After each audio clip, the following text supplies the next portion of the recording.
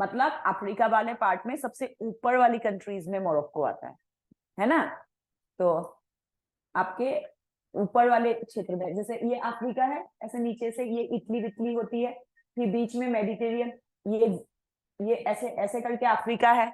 अब यहाँ पर क्या है, ये जिब्राल्टर पास कहते हैं। इसके बाद यहाँ पर ओशन है जिसको मेडिटेरियन सी कहा जाता है। तो इस वाले पार्ट में मोरक्को, ठीक है। और वहां से आया हुआ एक मुस्लिम स्कॉलर था, ट्रेवलर था, जो मतलब अपने ट्रेवलॉग, जो भारत के ऊपर उन्होंने ट्रेवलॉग लिखी थी, रहीला, या हाँ रहेला, ठीक है, उसके बारे में वो काफी मतलब फेमस हुए थे उस समय।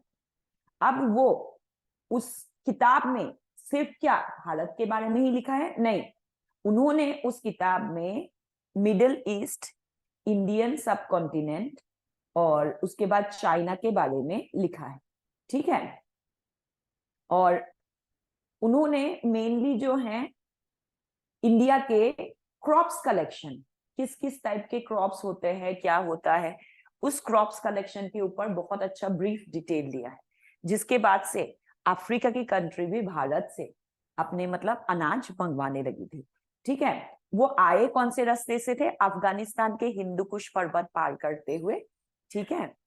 वो आए थे अफगानिस्तान, खाइबर पास है, पहले देखो ऊपर आए, जिब्राल्टर पास क्रॉस कर लो, सीधा आप सऊदी अरेबिया या गाजा स्ट्रिप में एंट्री मार सकते हो। गाजा स्ट्रिप दिमाग में है नहीं है सबका कि मुझे मैप दिखाना पड़ेगा? दिखा दो। मैं तो मैप नहीं लेके आई, कैसे दिखाऊं बताओ, बना के दिखाओ, है ना, जैसे आप बना के दिखाते हो। हाँ वेरी गुड। हमें पता नहीं है गाजा स्ट्रिप कहाँ। चलो हम झाड़ू मारेंगे पहले। चलो देखो,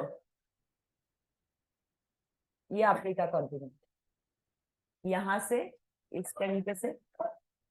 सबसे पहले ना, अगर सिविल सर्विस क्लियर करना है किसी को, तो मैप बनाना सीखो भाई। हिस्ट्री, ज्योग्राफी, सब में मैप ड्रॉ करना जरूरी होता है। और मैप के मैं तो ऐसे ही बना रही हूं इस पे, अदरवाइज मैं मैप का पूरा शेपली बनाना आता है। वर्ल्ड का मैप बनाना आना चाहिए आपको हाथ से।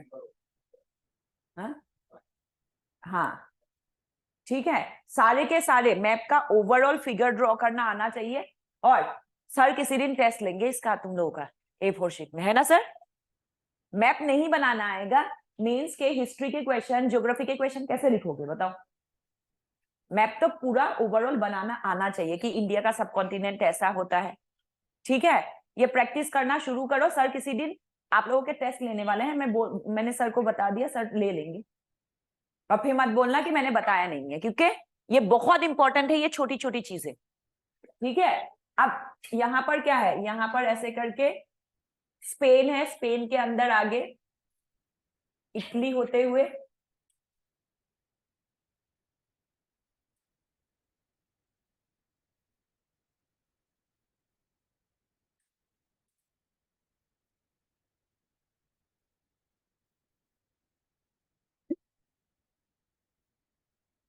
ऊपर नहीं जाएंगे, ठीक है। हाँ, अब देखो, ये जिब्राल्टर पास है, यहां नाव चलती थी बहुत, 900 AD से ही। इसको क्या कहते हैं, इसको कहते हैं जिब्राल्टर, जे से नहीं होता है, जी से होता है।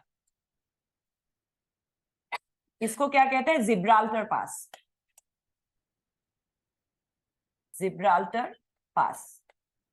और फिर ये क्या है, मेडिटेरियन सी, है ना, यहां से जिब्राल्टर पास होते हुए ये मेडिटेरियन सी, जहां इटली है, यहाँ वियना है ना, ठीक है, ये मेडिटेरियन सी है। फिर उसके बाद आपका यहां से रेड सी, मतलब ये पोर्शन और थोड़ा सा ऐसे करके उभरेगा, रेड सी, रेड सी के बाद आपका इंडियन ओशन जुड़ेगा, ठीक है। अब उन्होंने यहां से क्रॉस किया, और ये क्या है, गाजा स्ट्रिप है। ये गाजा स्ट्रिप के बाद आ जाता है इजिप्ट,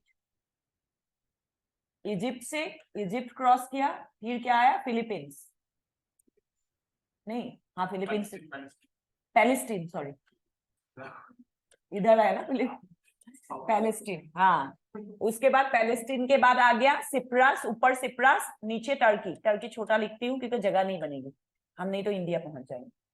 टर्की के बाद क्या आ जाएगा, कहां से आए मैं वो बता रही हूँ।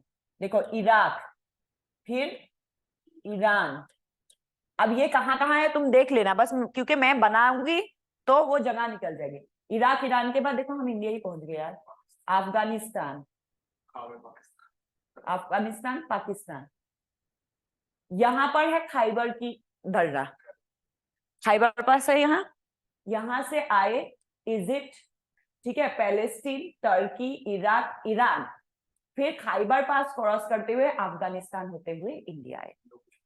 ठीक है, हिंदू कुश पर्वत का वो खाई का एरिया होता है खैबर पास। ठीक है, इस एरिया से वो भारत में आए और उस समय पे भारत में मेनली जो है सल्तनत में मोहम्मद बिन तुगलक का राज चल रहा था। तो मोहम्मद बिन तुगलक के राज में हम देखेंगे सिकुड़ गया था, है ना। तो ऊपर का कश्मीर तो था ही नहीं इसमें, इस वाले पोर्शन में अगर देखेंगे तो इस तरीके से था ये मोहम्मद बिन तुगलक का। तो इस एरिया में घूमे, मेनली हिंदू यमुना, गंगा यमुना दो अब है इसमें, गंगा और यमुना बहती है। इस एरिया में घूमे, यहाँ पर एग्रीकल्चर बहुत ज्यादा होती है, तो उनको लगा कि नीचे भी सेम ही होगा। तो उन्होंने एक ब्रीफ अकाउंट बनाया भारत के लिए कि किस किस प्रकार की खेती जो है भारत में होती है। और क्योंकि इब्न बतूता अफ्रीका का था, तो उस समय पे अफ्रीका में ऐसी गेहूं जैसी अनाज नहीं होती है। क्योंकि अफ्रीका में गेहूं क्यों नहीं होता, अब एक क्वेश्चन आता है अफ्रीका में गेहूं क्यों नहीं आता। देखो हिस्ट्री में भी ज्योग्राफी है। इधर मुझे अम्मी बताओ,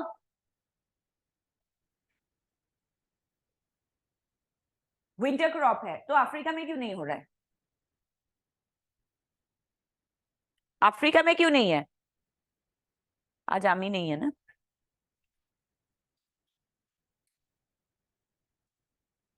बताओ चलो, ऋषभ, ऋषभ है नहीं, कृष्णकांत, अभिषेक, अंकिता, बताओ अफ्रीका में विंटर क्रॉप्स क्यों नहीं होता। वहां के लोग, मारूंगी इतना ना, वहां के लोग काले हैं तो विंटर क्रॉप नहीं होगा। सॉइल की वजह से भी नहीं। Ma'am sunlight, sunlight, very good, very very good. यहाँ के बीच में से Republic, democratic Republic of Congo से क्या गुजर रही है, इक्वेटर गुजर रही है। यहाँ कौन कौन सा देश है, डेमोक्रेटिक रिपब्लिक ऑफ कॉन्गो है, सुदान का पार्ट पड़ता है ना। यहाँ से जब इक्वेटर गुजरेगा, ठीक है, तो इक्वेटर क्या होता है, साल में 2 बार इस पोर्शन के ऊपर आता है ना। 21 मार्च या 22 मार्च को, अगर लीप ईयर हुआ 22 मार्च, 21 या 22 सितंबर को इसके ऊपर होता है।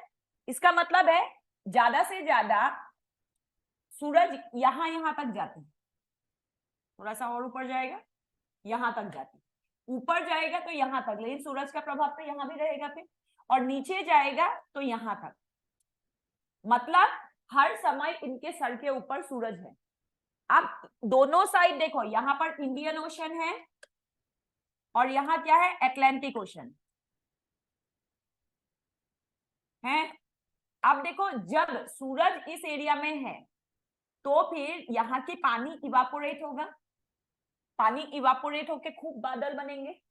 बादल हमेशा समुद्र से जमीन की तरफ जाते हैं, और सबसे बड़ा जमीन, क्योंकि इसमें भी है इसका असर, लेकिन इसमें ज्यादा क्यों है, क्योंकि इसमें और इस एरिया में बादल चले जाते हैं और फिर क्या होगा, बादल बरसेगा। जब बादल का लोड बढ़ेगा इसी एरिया में खूब बरस, इसका मतलब है थ्रू आउट द ईयर यहाँ पर बारिश होती। और यहाँ कितना, 250 सेंटीमीटर के आसपास बारिश है। सेरापुंजी और मौसिन रन में कितना होता है, 55 बहुत कम बोल दिया। मौसिन रन में लास्ट ईयर 275 और चेरापुंजी में 273, 2 इंच कम, 2 सेंटीमीटर कम, इंच तो बहुत ज्यादा हो जाएगा, ठीक है, 2 सेंटीमीटर कम बारिश हुआ, ठीक है।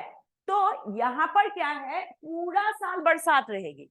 अब पूरा साल बरसात रहेगी, आप 3 महीने अपने बरसात का हाल देखो, जमीन कैसे किचकिची हो जाती है। तो ये जो क्षेत्र है यहाँ पर नॉर्मली क्या होता है, जमीन जो है बहुत ही ज्यादा गिलगिला जमीन, मतलब जमीन में अंडर वाटर रिटेनिंग कैपेसिटी नहीं है, वो पानी जो है दलदल बन के ऊपर आ, ठीक है। और यहाँ पर नेचुरली बहुत रिसोर्स है, घना जंगल है, खूब घना जंगल, ठीक है।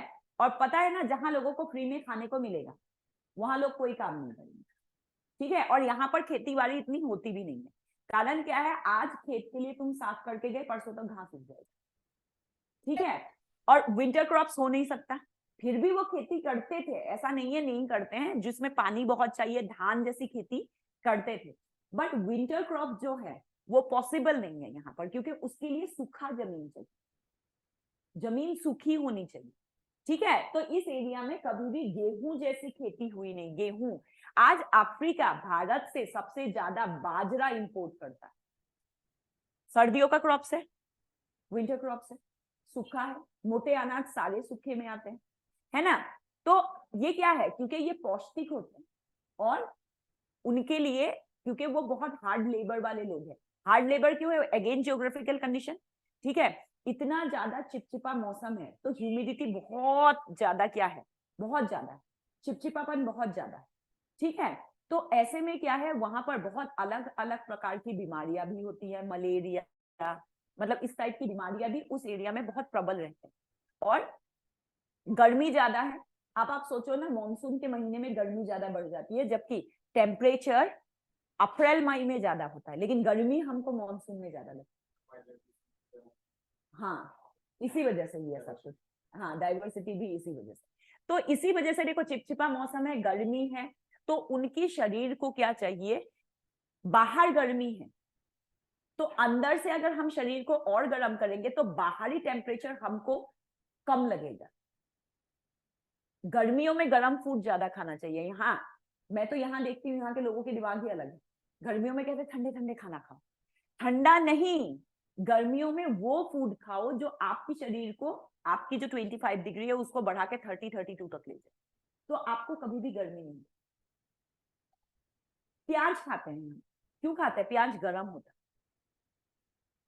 प्याज का तासीर जो होता है ना, गर्म होता है, ना कि ठंडा, ठीक है। प्याज खाने से लू नहीं लगता, लू बाहर का गर्म हवा बह रही है, बाहर एटमोस्फियर में गर्म हवा बह रही, वो आपको लगेगा, और आपका बॉडी ठंडा है, ठंडा गर्म होने से क्या होगा, इम्यूनिटी में इफेक्ट आ जाएगा।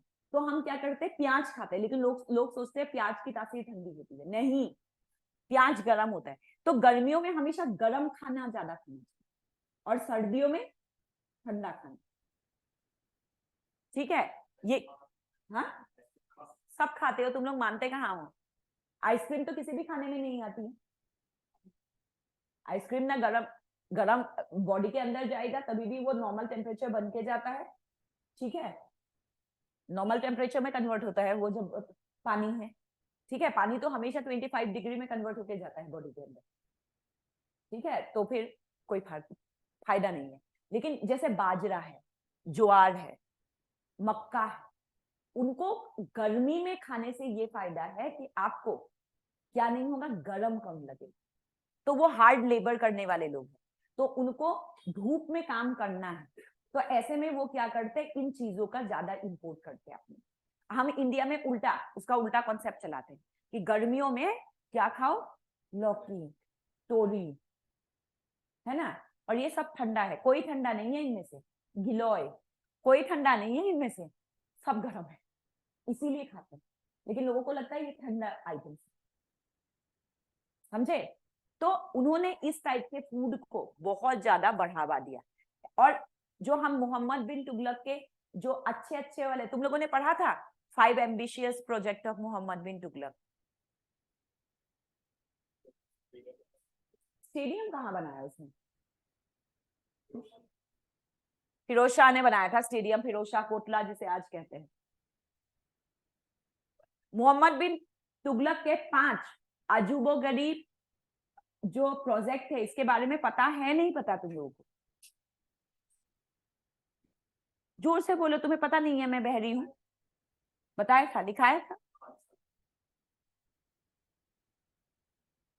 नहीं, इधर ऑनलाइन वाले पता है नहीं पता है, लेकिन नहीं तो मुझे बताना पड़ेगा रहेला लिखाने से पहले। नहीं पता मैम।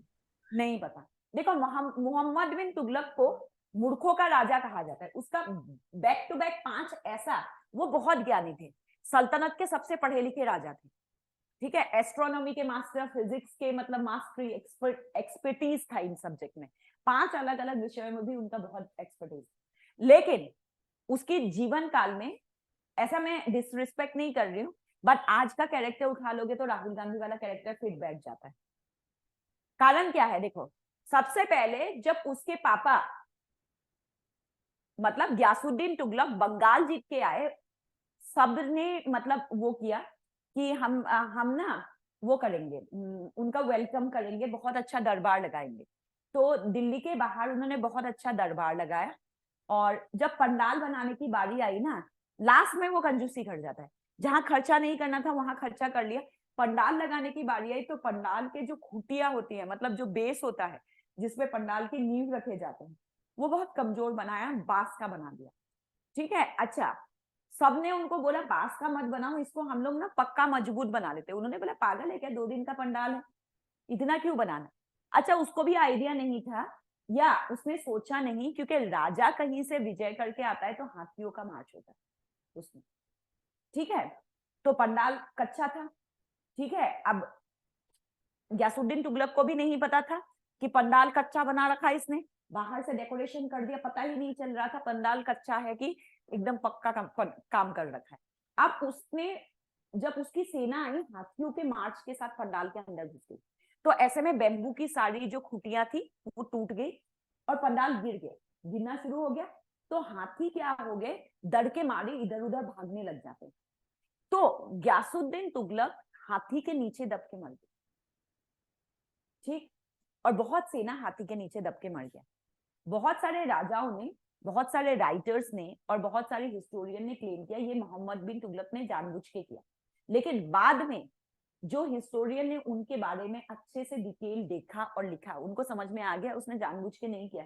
षड्यंत्र करना तो बहुत दूर की बात है, कि वो उसकी मतलब काम ही ऐसे, और उसकी षड्यंत्र करने का कोई वजह भी नहीं था, क्योंकि ग्यासुद्दीन तुगलक का एक ही लड़का था, ठीक है, जिसको उसको जौना खान को ही उसको क्या देना था, मतलब गद्दी देनी थी, और जौना खान मोहम्मद बिन तुगलक का रियल नेम, ठीक है। तो क्यों करेगा अपने बाप के खिलाफ षड्यंत्र। उसके बाद जब राजा बन गया, उसने देखा कि उसके पहले के राजा तो पागल है, कह रहे इन्होंने सारे सोने के सिक्के चला रखे, सारा सोना खत्म कर दिया, अब नहीं चलाएंगे। उसने डिसाइड कर लिया मैं सोने का सिक्का नहीं चलाऊंगा, ठीक। तो उसने क्या किया, सोने के सिक्के के बदले उन्होंने सिक्का जारी कर दिया पीतल का। इंटरनेशनल ट्रेड हमेशा सोने में होता था, आज भी सोने में ही होता, ठीक है। इंटरनेशनल ट्रेडर ने बहुत अपोजिशन किया कि हम सल्तनत में आके बिजनेस नहीं करेंगे। अच्छा, वो गुरूर में था, उसने बोला नहीं करना है मत करो बिजनेस, तुम्हारे बिजनेस से हमारा सल्तनत थोड़ी ना चल रहा है, मत करो बिजनेस, लेकिन चलेगा जो है पीतल का सिक्का है। कह रहे मेरे पूर्वजों ने जो गलती की है उसको मैं सुधार रहा हूं, ठीक, आपसे पीतल का। उस समय हिंदुओं के पास बहुत पीतल हुआ करते थे, घर में सांचा तैयार किया और घर में पैसे छापने लग गए। अब मार्केट में इतने जाली पैसे थे, इतने जाली पैसे थे, ये पता नहीं चल रहा था कौन सा सच में सल्तनत के सुल्तान ने इशू कर रखा है और कौन सा मतलब आम जनता ने अपने ही घर में तैयार करके भेजे। कारीगर तो इंडियन लोग होते ही हैं, मतलब हर चीज का जुगाड़ निकाल लेते हैं, है ना। तो वही चीज है, तो जाली सिक्कों से पूरा का पूरा मार्केट भर गया। अब ये परेशान हो गया, 2 साल के अंदर इंटरनेशनल ट्रेड बंद हो गया, ठीक है। घरेलू ट्रेड में भी अब लोग कतराने लगे और बार्टर सिस्टम शुरू कर दिया। कह रहा पैसा लेने से नुकसान हो सकता है, जाली सिक्का हो सकता है, तो तू मुझे गेहूं दे, मैं तुझे उसके बदले क्या दूंगा, आलू दूंगा। बार्टर सिस्टम लोगों ने अपने आप शुरू कर दी। तो ऐसे में उनको जब रियलाइज हुआ, उन्होंने बोला नहीं, आज से फिर से क्या है, सोने का सिक्का चलेगा। और जिन जिनके, क्योंकि लोगों के, उन्होंने मतलब मार्केट में पीतल के सिक्के इश्यू कर दिए, तो उसको वापस लेना भी जरूरी था, नहीं तो कैसे होगा। जब आपको याद होगा जब 2000 का नोट बंदी हुई थी तो नोट वापस लिए गए, तभी तो इकोनॉमी चलेगी। तो उन्होंने क्या किया, जिन जिन के पास पीतल के सिक्के हैं सब लेके आ, लोग बोरिया भर भर के लेके गए पीतल के सिक्के। और दिल्ली के बाहर रहेला में लिखा हुआ है पीतलों के सिक्के का एक पहाड़ बन गया, और जितने लोगों ने जितने सिक्के दिए उसके बदले उनको सोने का सिक्का इशू करना था, तो ट्रेजरी खाली। उसके बाद उसके दिमाग में आया कि देखो सल्तनत को अगर बढ़ावा देना है और लोगों की भलाई करनी है, ठीक है, तो फिर क्या करना पड़ेगा, आप इस ट्रेजरी को भरना पड़ेगा, क्योंकि रॉयल ट्रेजरी खाली हुआ तो मैं डेवलपमेंट कैसे करूंगा। तो उसने क्या किया, उसको पता था गंगा यमुना दोआब में ही जो है सबसे अधिक क्या होता है, फसल होता है, तो टैक्स कौन दे सकता है, जो अच्छे किसान होंगे वही तो दे सकते हैं। तो टैक्स कहां बढ़ेगा, गंगा यमुना दोआब में। उसने टैक्स दुगना कर दिया, ठीक है। और जब दुगना किया उस समय पे 2 साल से सूखा पड़ रखा था, मानसून नहीं। अब तो मानसून भी प्रिडिक्टेड हो गए हैं, पहले टाइम में ऐसा होता था कई बार कई सालों तक मानसून नहीं आती, सूखा पड़ जाता, ठीक है। तो गंगा यमुना दोआब में सूखा पड़ रखा था 2 साल से, मतलब मानसून नहीं आई थी और लोग परेशान हो रहे थे, ऐसे में टैक्स दुगना कर दिया, पूरा विद्रोह हो गया उस एरिया में। मतलब मुजफ्फरनगर, सहारनपुर, ये वाला जो क्षेत्र है, देहरादून, हरिद्वार, ये वाले क्षेत्र में भयंकर विद्रोह सामने। तो उन्होंने बोला अरे मुझे पता नहीं था ना, क्योंकि वो लोगों की भलाई ही चाहता था। तो बोला कोई बात नहीं, चलो मैं तुम लोगों के लिए नहरें बनाता हूँ, क्योंकि गंगा में हमेशा पानी रहता है ना, मतलब पेरेनियल रिवर है तो हमेशा गंगा यमुना में पानी रहता है, मैं कैनाल बनवा के दूंगा तुम्हें। और उन्होंने अपने पैसों से कैनाल खुदवाया जगह जगह। सबने उनको बोला कि कैनाल को पक्का कर दो। उन्होंने बोला 2 साल से जब बारिश नहीं आई है, इस बार कौन सी आनी है, ठीक है, तो कैनाल कच्चा भी चलेगा, तुम लोग मुझे मत सिखाओ, तुम तो सिर्फ पैसे बढ़ाने के काम करते हो। कि कैनाल उन्होंने क्या किया, कच्चा छोड़ दिया। और अनफॉर्चुनेटली उस साल जबरदस्त तूफान के साथ मानसून आ गया और सारा कच्चा कैनाल बह गया, पता ही नहीं चल रहा था। बहुत जनधन की हानि हुई, क्योंकि जब कैनाल आपने कच्चा बना रखा, उसकी बाउंड्री नहीं है, तो यमुना की गंगा की पानी आ रही है, उसी में जब बरसात की पानी मिलेगी पूरा बाढ़ बना दिया उसने, पूरे एरिया बाढ़ में डूब गया। जबकि गंगा यमुना दोआब में कभी भी बाढ़ नहीं होता, बाढ़ पीड़ित एरिया नहीं है ये, ठीक है, पूरा बाढ़ में डूब गया। लोगों को पता नहीं चल रहा था कैनाल कहाँ है, ऐसे में मवेशिया जो जा रहे थे वो कैनाल में डूब के मर रहे थे, इंसान मर रहे थे, और भयंकर विद्रोह हो गया। उसने बोला ये सब प्रॉब्लम जो आई है ना, क्योंकि मैं अपने सल्तनत के बारे में डिटेल ज्ञान नहीं इकट्ठा कर पाता, और ऐसे एक साइड में दिल्ली में बैठ के तो होगा नहीं, तो सल्तनत की राजधानी, तीसरा बड़ा प्रोजेक्ट, सल्तनत की राजधानी सल्तनत के बीचों बीच में होना चाहिए, ना कि दिल्ली में एक कोने में होना चाहिए। तो उसने पूरे सल्तनत को नपवाया, नपवाने के बाद बीचों बीच में जगह पड़ा देवगिरी मध्य प्रदेश, और उसने अनाउंस कर दिया कि देवगिरी में हम लोग जो हैं कैपिटल शिफ्ट करें। हाँ, तो बीच में रहूंगा एकदम, द्वार समुद्र तक मैं अपना राजधानी मतलब अपना सल्तनत फैलाऊंगा। अब क्या हुआ, देवगिरी को बनाया भी नहीं उन्होंने, उन्होंने बोला जाके आराम से बना लेंगे देख देख के, तब तक हम लोग रह लेंगे, कोई इश्यू नहीं। और दिल्ली में एक अधिशासन जारी कर दिया गया कि भाई दिल्ली वालों अपना बोरिया बिस्तरा बांधो, चल रहे हैं देवगिरी, ठीक है। लोगों ने मना किया तो उसने बोला जो सल्तनत के सुल्तान का बात नहीं मानेगा उसको सजाए मौत दी जाएगी। अबे सुल्तान की बात नहीं मानते हो तुम, चलो मेरे साथ। सबको पहले भेजा गया, कुत्तों को जो स्ट्रे डॉग्स होते हैं, स्ट्रीट डॉग होते हैं, उनको भी सेना को बोला गया इनको भी लेके चलो, इनको भी हम दिल्ली में नहीं छोड़े, ये भी मेरे प्रजा में आते हैं। सबको बांध बांध के लेके गए। उस समय लोग पैदल ही जाते थे, ना रास्ते में कोई व्यवस्था थी, ना पानी की व्यवस्था, ना खाने की व्यवस्था, लोग भूखे मरे। और पशुओं का तो क्या ही हाल हुआ होगा सोचिए। जब सारे लोगों को निकाला गया, वो खुद नहीं गया, वो उस दिन रात को अपने ही महल के ऊपर खड़े होके बहुत खुश हो रहा था। तो उसके जो सेनापति, उन्होंने पूछा आप क्यों खुश हो रहे हो, कह रहे देखो कहीं से धुआं नहीं निकल रहा है, इसका मतलब है सारे दिल्ली वाले चले गए, क्योंकि रात को खाना तो बनाएंगे ही, धुआं तो निकलना चाहिए, तो धुआं नहीं दिख रहा है, इसका मतलब है सारे दिल्ली वाले चले गए। उसके बाद नेक्स्ट डे जब वो जा रहा था उसने बोला कि आप जो है ना पुराना किला का दरवाजा बंद करो और आग लगा दो। सबने बोला फिर से, आग क्यों लगवा रहे हो, आप जा रहे हो तो ठीक है, आग लगाने की क्या जरूरत है। कह रहा अरे कोई छुप के रह गया है, उसने सुल्तान की बात नहीं मानी है, तो वो आग में जल के मर जाए, इसलिए आग लगा। अच्छा, राजधानी को आग लगा दिया गया। हाँ, पूरी राजधानी को आग लगा दिया गया और वो पहुंचा देवगिरी। देवगिरी मध्य प्रदेश के, मतलब मध्य प्रदेश का कौन सा है में पड़ता है। वहां गर्मी बहुत ज्यादा है, एज कंपेयर टू दिल्ली गर्मी ज्यादा है। 2 महीना रहने के बाद मोहम्मद बिन तुगलक को ये रियलाइज हुआ यहाँ रहने लायक नहीं है। उसने बोला वापस चलो दिल्ली। ये सुनते ही आधे लोग तो साउथ भाग गए। ठीक है, ये सुनते ही कि ये लेता फिरेगा, इससे अच्छा है एक बार और भाग ले। आधे लोग तो साउथ वाउथ भाग गए, झारखंड के जंगलों में छुप गए। जिनको पकड़ा गया उनको लेके आया गया, लेकिन लेके आया गया तो रहेगा कहाँ, राजधानी तो जला के गया था।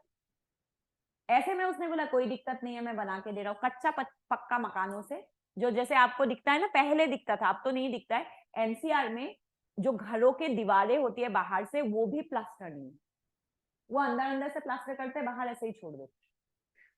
ये कॉन्सेप्ट वहीं से आया था। उसने बोला बाहर का सुंदरता से क्या करना, अंदर से बना लो घर को कच्चा पक्का। जो गाजियाबाद वाला क्षेत्र है, ठीक है, गाजियाबाद के क्षेत्र में ऐसे ही कच्चा पक्का सा राजधानी बनाया, वहां से शासन करने का। अब उसने देखा कि इनके जो प्लान खराब हो रहे हैं, उसकी वजह से ट्रेजरी में अब पैसा नहीं है, तो शासन कैसे करूंगा भाई। अब उसने बहुत बड़ा प्लान बनाया।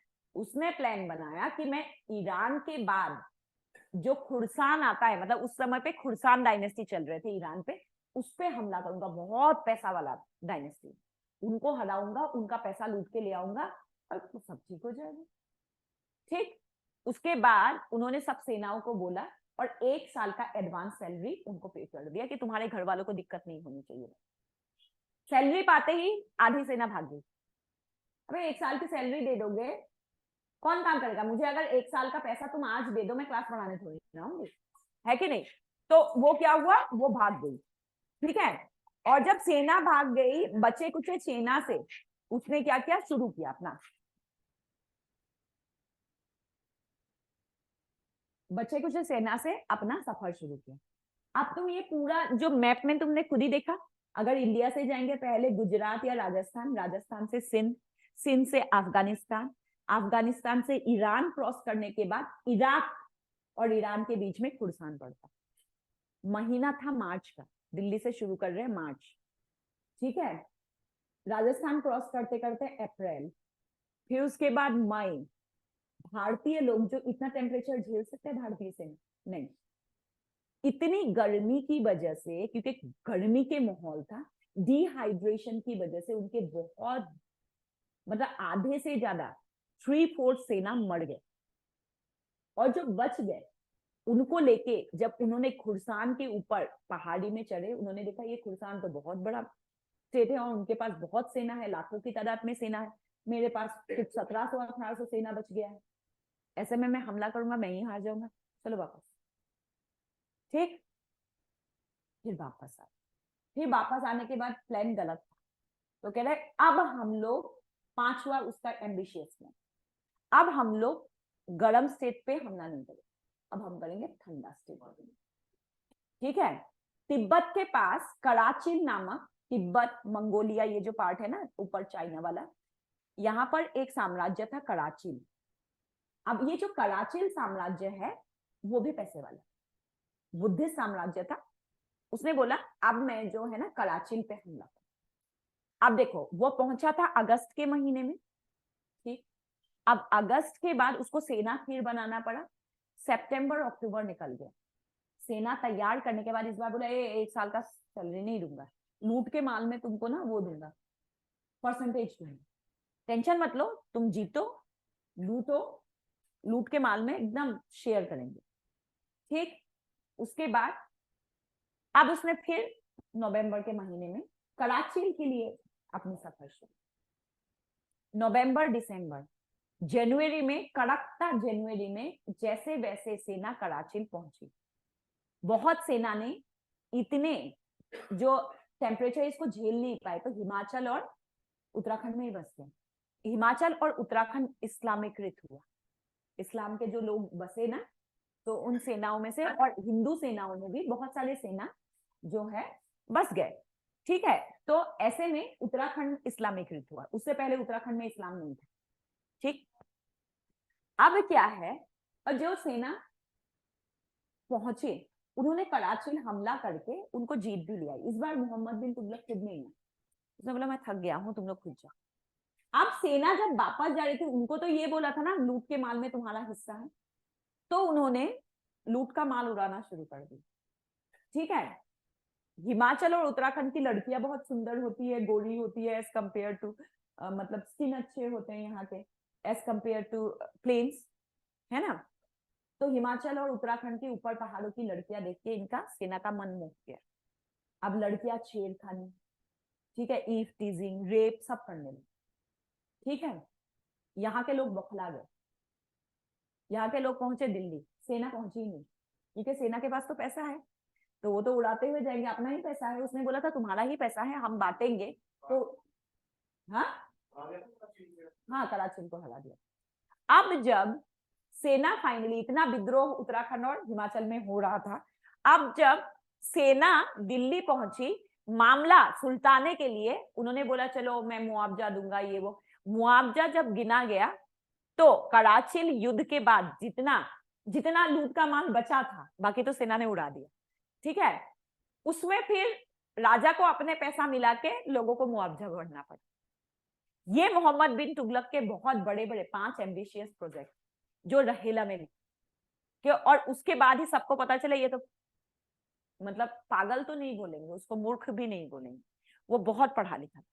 तो इन 5 प्रोजेक्ट के बाद ही रियलाइज कि वो बहुत पढ़ा लिखा बंदा है, और इतना पढ़ा लिखा बंदा ना रूल नहीं कर सकता। ठीक है, उसके उसके बेटे थे लेकिन जायज नहीं, मतलब 4 बीवियों से नहीं थे। उस समय पे सल्तनत में एक रूल चल रहा था, तुर्क जो सल्तनत होते थे वो कहते थे 4 बीवियों के बच्चों को आप राजा बना सकते हो, बट 5वां 6वां 7वां 8वीं बीवी के बच्चे राजा नहीं बन सकते, मतलब इलीगल मान लो। तो उसके 4 बीवियों से, पहले 4 बीवियों से कोई लड़का नहीं, तो उसने बोला कोई दिक्कत नहीं, मेरी बड़ी बेटी की शादी जो हुई है उसके भतीजे से हुआ था, ठीक है, मैं उसको राजा बनाऊंगा। ये खबर पाते ही फिरोज शाह तुगलक भाग गया, क्योंकि सल्तनत कर्जे में था, भयंकर कर्जा सल्तनत के ऊपर। अब फिरोज शाह तुगलक भाग गया, तो उसने क्या किया, उसकी बेटी और फिरोज शाह तुगलक ईरान की तरफ निकल गई। तो उसने बोला अच्छा दगाबाजी, अपने भाभी को कैद कर लिया उसने, कह रहा आप वापस, नहीं तो मारेंगे तेरी माँ को, बन राजा। ठीक है, तभी तेरी माँ को छोड़ेंगे। फिर दबाव में फिरोज शाह तुगलक को वापस आना पड़ा, आके उसको गद्दी संभालनी पड़ी। उन्होंने जीते जी अपना, मतलब कोई इस समय पे, जैसे सल्तनत की गद्दी के लिए तुम लोगों को देखा गया है ना, कितनी लड़ाइयां हुई हैं, कितनी एक ने दूसरे को मारा, राजा बन गए। यहाँ पर कोई लड़ाई नहीं, यहाँ तो उसने अपना सत्ता खुद दे दिया फिरोज शाह तुगलक को। और फिर फिरोज शाह तुगलक ने पूरी जिंदगी बड़े कड़े मेहनत करके सल्तनत को कर्जा मुक्त किया। ये थे मोहम्मद बिन तुगलक। और मोहम्मद बिन तुगलक के ये जो 5 एम्बिशियस प्रोजेक्ट है, इसके बारे में हमें पता चलता है ढकेला किताब। क्लियर? आप तो नहीं भूलोगे? मैम हाँ जी, मैम हिस्ट्री के लिए रेफरेंस बुक्स बता दीजिए प्लीज। हिस्ट्री के लिए रेफरेंस बुक एंशियंट का भी बताऊंगी, देख के कौन सा शर्मा था, कोई सतीश शर्मा या ऐसा ही नाम था, शर्मा, जरा चेक कर लेना। मेडिवियल के लिए है सतीश चंद्रा, मेडिवियल इंडिया के लिए है सतीश चंद्रा, ठीक है। मॉडर्न के लिए है बिपिन चंद्रा। इसके साथ ये 3 बुक आएगा, एक शर्मा का आएगा, ये बेस्ट बुक मुझे लगी है। इसके साथ एक रेफरेंस बुक है स्पेक्ट्रम,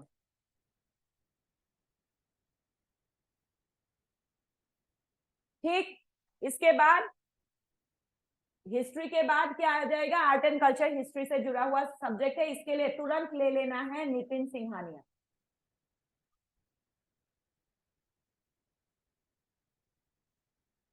अगर बुक्स देख के डरो मत, मेंस क्वालिफाई करनी है तो इतनी बुक्स तो पढ़नी पड़ेगी, इसके ऊपर भी तुम्हारी श्रद्धा, जितनी पढ़ो इतनी तो पढ़नी पड़ेगी। कौन सा? Nitin Singhania, art and culture. Art and culture का है नितिन सिंघानिया, ये मॉडर्न का है, ये मेडिवियल का है, और ये शर्मा जी का किताब है एंशियंट का।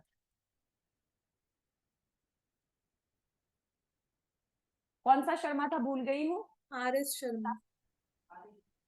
RS शर्मा है आर डी शर्मा मैथ्स के। RS आर एस शर्मा नहीं है, आर एस शर्मा नहीं है, मैं बताऊंगी आर एस शर्मा। ठीक है, मैं मंडे को बताऊंगी, मुझे नहीं, हाँ मंडे को क्लास है मेरी शायद, अगर है तो तुम लोग मुझे पूछ लेना, नहीं तो ट्यूसडे को तो नक्की है क्लास मेरी तुम लोगों की। ठीक है, तो उसमें पूछ लोगे, मुझे नेक्स्ट क्लास में पूछ ही लोगे, मैं आज जाके ही चेक कर लूंगी अपनी किताब की लिस्ट में। Ma'am NCERTs। ना, एनसीईआरटी उनके लिए है जिनको सिलेबस नहीं पता है। ठीक है, जिनको सिलेबस पता है, जिनको वो पता है, तुम लोगों के लिए जरूरत नहीं है। सिलेबस पता है, नहीं पता है, ओवरव्यू पता है, नहीं पता है, एंशियंट का, मेडिवियल का। हाँ भाई, जवाब नहीं आया बेटा। हाँ मैम, हाँ। हाँ बस ठीक है, फिर एनसीईआरटी पढ़ने की जरूरत नहीं। एनसीईआरटी तो न्यू बिगनर, जिनको कुछ नहीं पता है, उनको कुछ पता होना है ना, तभी तो शुरू करेगा वो बंदा। ठीक है, तो वो एनसीईआरटी वो बेस बुक है, और कुछ नहीं है इसमें। आप लिखेंगे इब्न बतूता। और पढ़ना कैसे है, पढ़ना कैसे होता है, रीडिंग करो, छोड़ दो। ठीक है, कुछ अगर दिख रहा है नोट्स निकालो, इनिशियली रीडिंग करो, नोट्स बना के देखो, या फिर नोट्स ऐसे नहीं है कि लाइन बाय लाइन लिखोगे। लेट अस कंसीडर आपको, क्योंकि इनिशियली आपको लिखना नहीं आता है, आपको सामने आया कि यू हैव टू कंपेयर इब्न बतूताज रहेला विथ अल बरूनीज किताबुल हिंद। तो आप दोनों किताब के बारे में पहले ओवरऑल नॉलेज ले लो, दोनों किताब के बारे में इकट्ठा पढ़ लिया, पढ़ने के बाद क्या करोगे, उस बुक को बंद कर दो। बंद करने के बाद तुम्हारे दिमाग में जितनी बची हुई है उसी का नोट्स बनो। फिर उसके बाद अपने नोट्स को उन जो किताब पढ़ी है ना उस किताब के साथ या वो नोट्स के साथ कंपेयर करके देखो। ठीक है, ऐसे करने से सबकॉन्शियस माइंड में 1 या 2 बार में बैठ जाएगा चीज। और अगर तुम सिर्फ रटने लगोगे, रटना तो है ही नहीं, किसी भी सब्जेक्ट में रटना नहीं है, कीप रिवाइजिंग। 2-3 दिन बाद एक बार चलते फिरते 5-7 मिनट लगता है, जैसे आज बोला कि आज तुगलक डायनेस्टी पढ़ेंगे, ठीक है, तो 2-3 दिन में तुगलक डायनेस्टी एक बार रिवाइज होना चाहिए। 7 से 8 बार रिवाइज करोगे ना, दिमाग में सेट हो जाएगा चीजें, 7 से 8 बार रिवाइज में ही दिमाग में सेट हो जाएगा। ठीक है, हाँ अब हम लोग लिखेंगे इब्न बतूता। नाम कितना प्यारा है ना इब्न बतूता का। ओरिजिनल नेम लिखो, अबू अब्दुल्ला मुहम्मद, ओरिजिनल नेम। क्योंकि मैं अपनी नोट्स खोल रही हूं और मुझे चाहिए क्या, कोड, इसीलिए मैं अभी कैमरे में नहीं हूं। ठीक है, जब जरूरत होगी तभी मैं कैमरे में आऊंगी। Abu Abdullah Muhammad Ibn Battuta.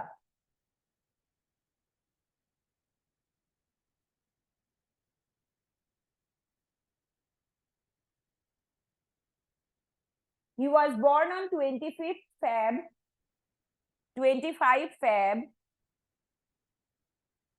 1304 in Tangier, TRANGIER, ट्रेंजियर। ट्रेंजियर मतलब मॉडर्न डे में इसको हम क्या कहते हैं, मोरक्को। उस समय पे इसको ट्रेंजियर कहते थे, मॉडर्न डे में क्या कहते हैं, Morocco.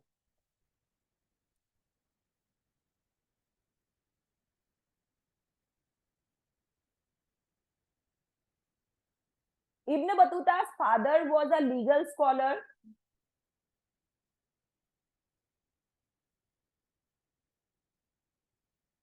legal scholar, and he was raised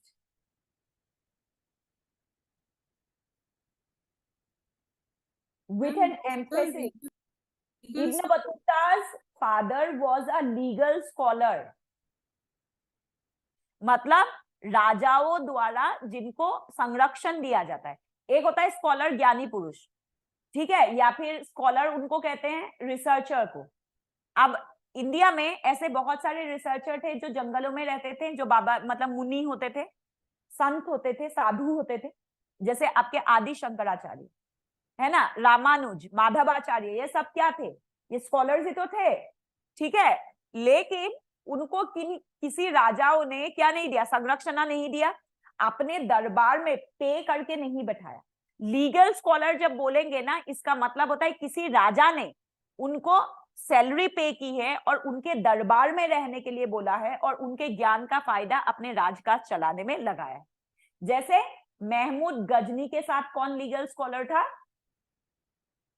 Al-Biruni, है ना, ये लीगल स्कॉलर होते हैं, अपने साथ जहां भी आक्रमण में जाएंगे लेके जाएंगे, क्योंकि उनकी दूरदर्शिता या फिर मतलब उनके जो ज्ञान है वो हमेशा काम आएगा। और फिर यही लोग क्या करते थे, राजाओं के क्रॉनिकल्स लिखते थे, ठीक है। नॉर्मली जिन लोगों ने, जो दरबार में बैठने वाले लोग होते हैं, जब राजा के बारे में लिखते हैं बहुत अच्छा लिखते हैं, क्योंकि नमक हरामी नहीं करेंगे, उसको हम बहुत ज्यादा भरोसा नहीं कर सकते।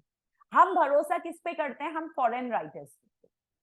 अगर इंडिया के राजा के बारे में देखो, चंद्रगुप्त मौर्य के बारे में चाणक्य तो अच्छा लिखेगा, हमेशा ही अच्छा लिखेगा, उसी ने बनाया है। तो हम चंद्रगुप्त मौर्य के कैरेक्टर को कैसे जांच सकते हैं, किसकी किताब से, मेगास्थनीज की किताब से, क्योंकि मेगास्थनीज तो बाहर का बंदा था, उसको तो चंद्रगुप्त ने पैसा नहीं दिया, वो सच्चाई लिखता था। इसीलिए हम लोग क्या करते हैं, फॉरेन राइटर्स की बुक्स पे बहुत ध्यान देते, समझे। अब लीगल स्कॉलर हो गया, and he was raised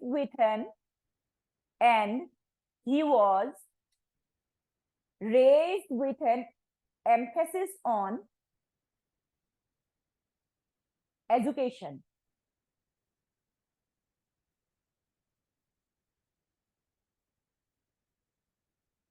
So Alexandria, he was relocated in Alexandria, comma, Cairo, Cairo, Cairo, and Damascus, Damascus, Damascus.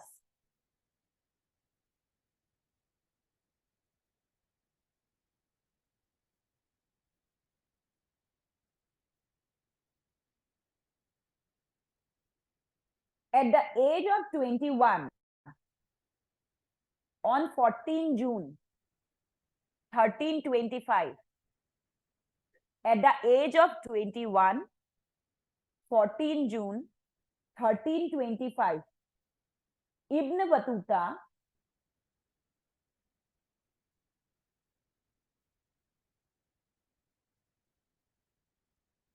set out from Tangier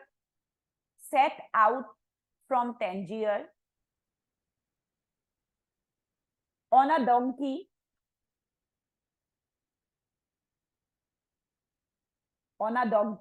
comma, on first leg of a 16-month journey, on the first leg of 16-month journey to Makkah. मतलब इसका मतलब सीधी सीधी बात है, इसको थोड़ा सा अच्छे से लिखा। 21 साल के उम्र में मक्का गया था, लेकिन क्वेश्चन आ रखा है कि ये स्टेटमेंट किसके लिए सही है, इसीलिए मैंने जानबूझ के लिखा दिया है कि वो डोंकी के ऊपर बैठ के गया है, क्योंकि ऑलरेडी किसी एक जो पीएससी का पेपर होता है ना, पब्लिक सर्विस कमीशन का स्टेट लेवल का वाला पेपर होता है, उसमें प्रीलिम्स में आ गया था, इसलिए मुझे याद था तो मैंने लिखा दिया वो डोंकी के ऊपर गया था, क्योंकि स्टेटमेंट वाइज दिया था और वो पूछा था ये सारे स्टेटमेंट किसके लिए, ठीक है। तो आपको पता होना चाहिए वो पहला सफर उसने गधे के पीठ पे बैठ के किया। He did not return to Morocco.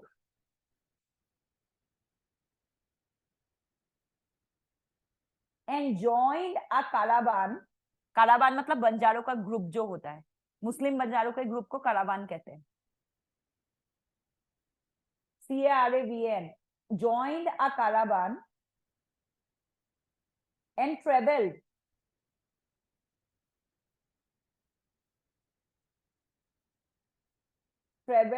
many cities of Arab.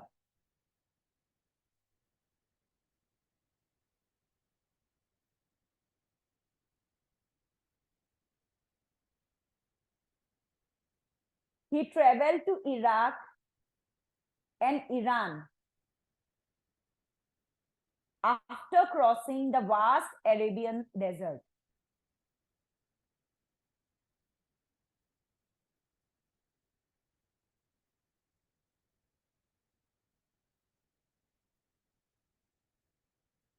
In 1330,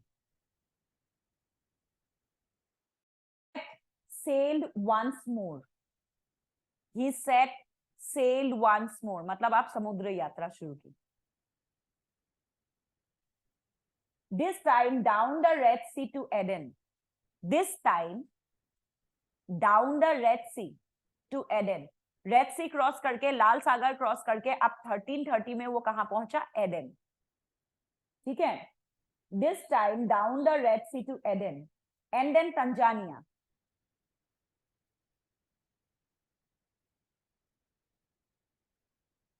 Then in 1332,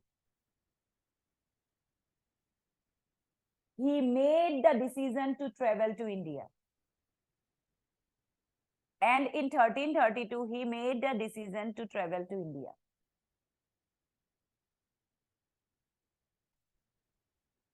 thirteen 1332 में कौन था? 25 से 56 तक मोहम्मद बिन तुगलक था. याद है? 1325 से 1356 तक, मतलब 26 साल. ठीक है. मोहम्मद बिन तुगलक दिल्ली सल्तनत के राजा थे. ठीक है. और 26 साल में अगर तुमसे पूछे सल्तनत में सबसे अधिक विद्रोह किस सुल्तान के खिलाफ हुआ है, तो मोहम्मद बिन तुगलक के टाइम पे 26 साल में उसने मेजर 25 विद्रोह देखा है. और ये भी रहेला में लिखा. ठीक है. लिखेंगे sultan of Delhi Muhammad bin Tughlaq greeted him with. Sultan of Delhi Muhammad bin Tughlaq greeted him with open arms.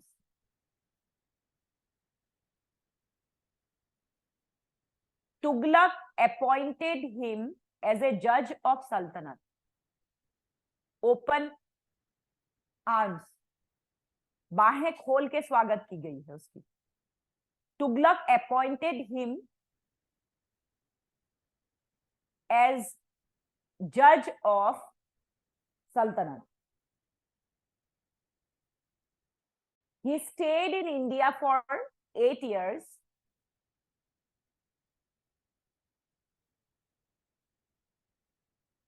He stayed in India for 8 years before moving to China.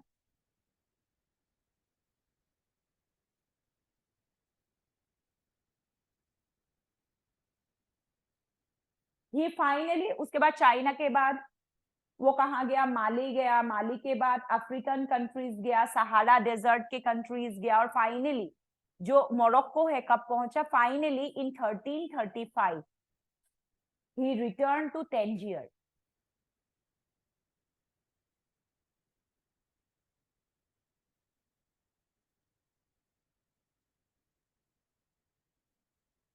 अब जो है हमें इब्न बतूता ने बहुत अच्छे मतलब जो कैरेक्टरिस्टिक्स एनालिसिस किया है मंगोलों का. ठीक है. ये ध्यान रखोगे क्योंकि मैं अब इंडिया के बारे में लिखाऊंगी इब्न बतूता. ठीक है. उन्होंने कैरेक्टरिस्टिक्स एनालिसिस किया था मंगोलों का, अरब का, इंडियंस का. ठीक है. और इन सब में उसने हमेशा इंडियंस की बहुत तारीफ की कि मोस्ट सिविलाइज्ड पीपल है ये.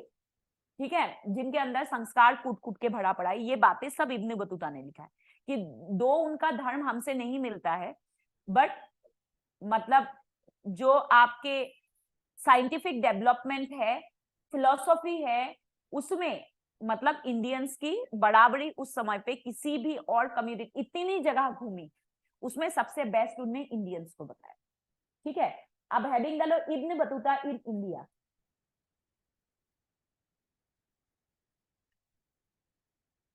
इसको क्यों बड़ा लिखा रही हूं, क्योंकि 150 वर्ड में मेंस में इनके बारे में पूछा गया था, डिस्क्राइब द थेसिस ऑफ रहेला करके। ठीक है, और 150 वर्ड था, तो आपको अगर बहुत सारे 1000-1500 वर्ड का नॉलेज होगा तो 150 उसमें से कंपाइल करके लिखना आपके लिए आसान होगा।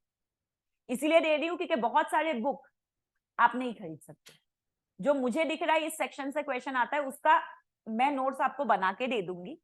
उसके बाद फुर्सत मिले तो कभी पढ़ लो, नहीं भी पढ़ोगे एटलीस्ट मेंस के लिए काफी है ना।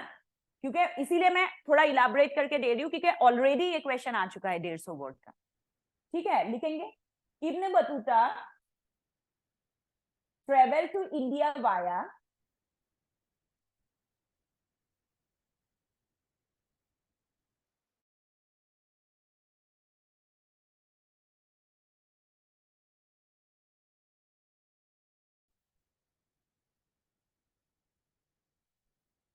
Hindu Kush mountain, the Khawak pass, Khyber pass का ही एक एरिया होता है मैम एक खवाक। बार रिपीट कर देंगे प्लीज। देखो, मैंने बोला Ibn Battuta travel to India,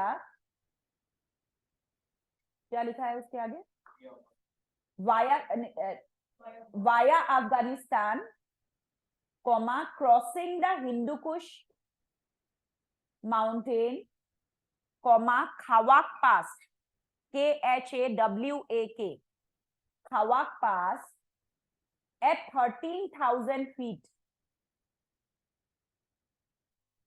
आप सोचो कितनी ऊंचाई वाले पर्वत से वो क्रॉस करके आए।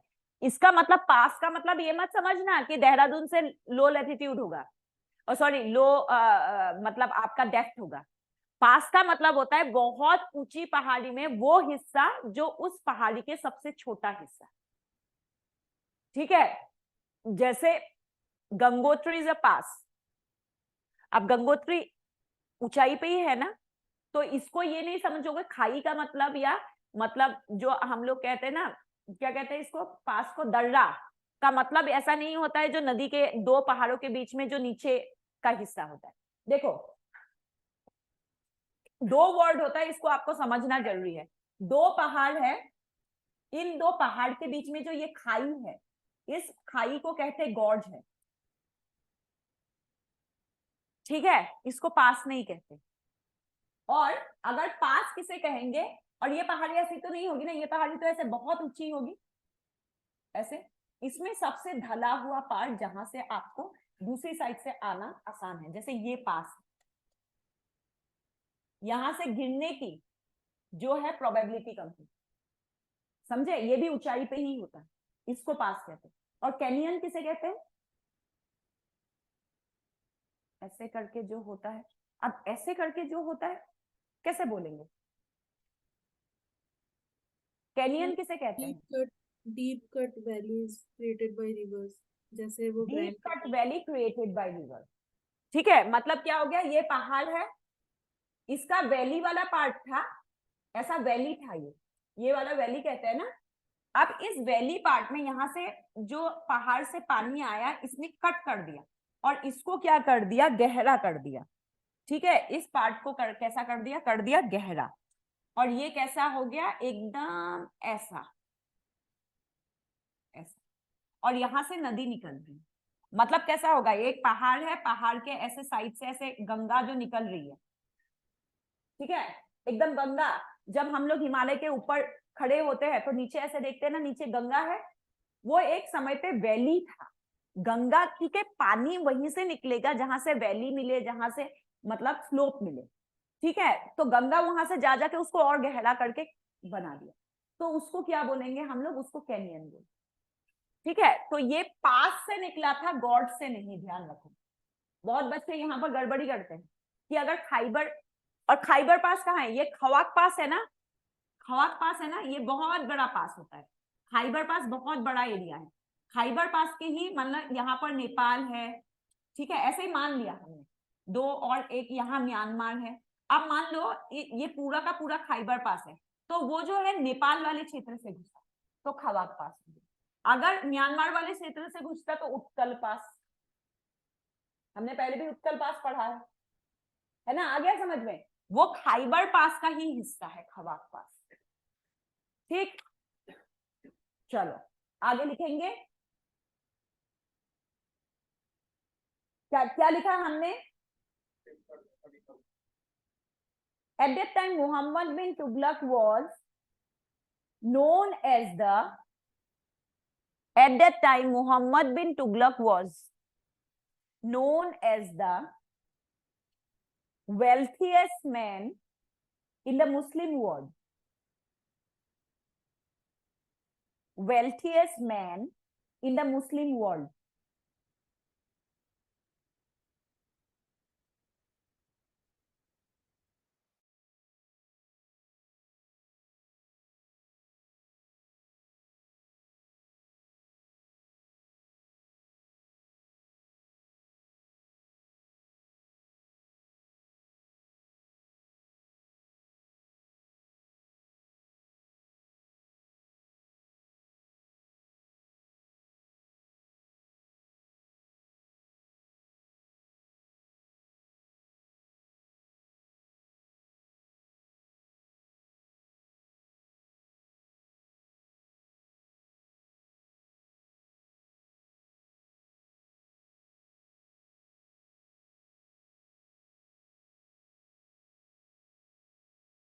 Ma'am, you're not audible.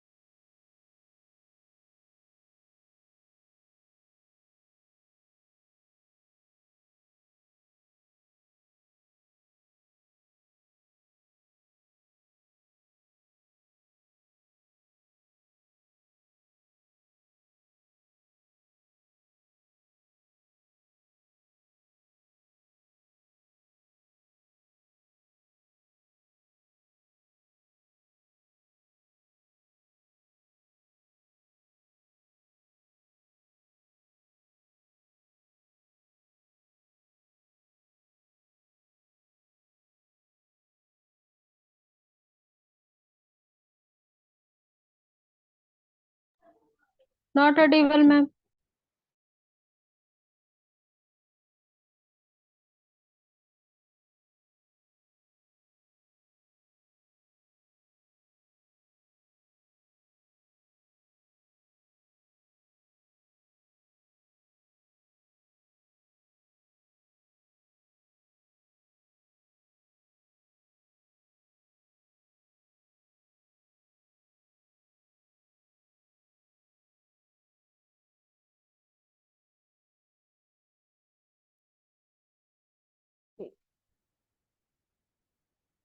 अब देखो, इंडिया में मोस्ट ऑफ द जो लोग थे, तुम लोगों का पूरा सेंटेंस वो हो गया था कंप्लीट?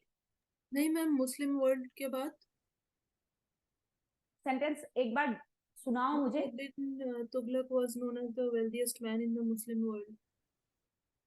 उसके बाद क्या लिखाया था मैंने? 2 सेंटेंस है, लिखो।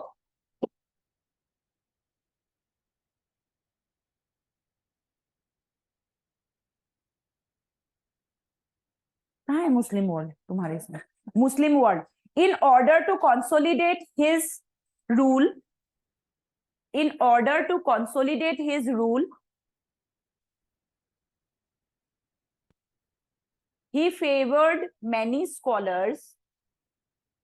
He favored many scholars and Sufi sons.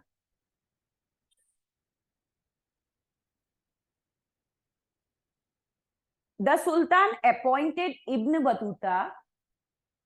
The Sultan appointed Ibn Battuta as Qadi.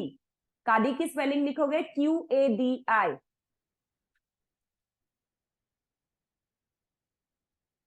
हो गया?